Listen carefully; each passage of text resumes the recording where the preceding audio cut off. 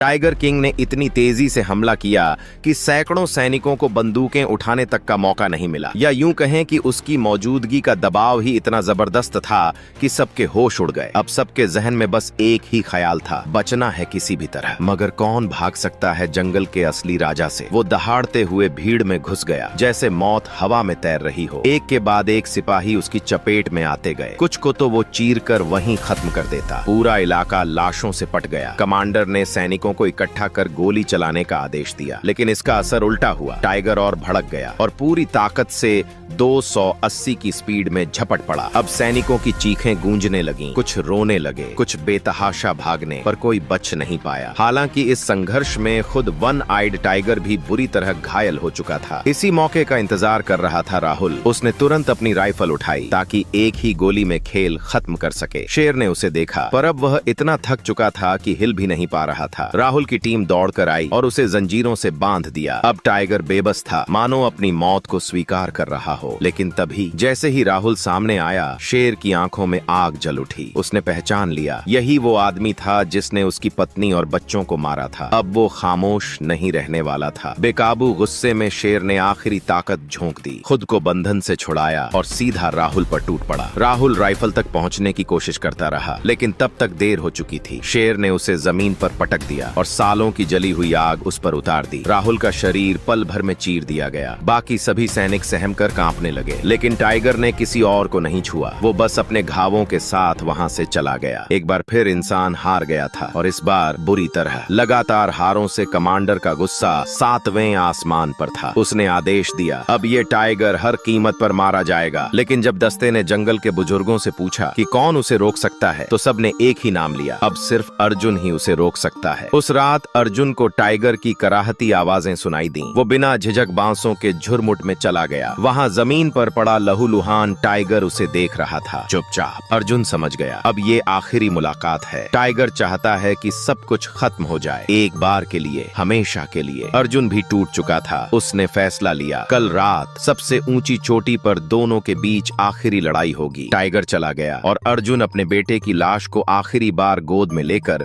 वो पुरानी बंदूक उठाता है और फिर अपने घर को आग लगा देता है। कियान की मौत ने उसके अंदर की हर उम्मीद को जला दिया था। जब दस्ते वाले उसे ढूंढते हुए पहुंचे, वहां सिर्फ राख बची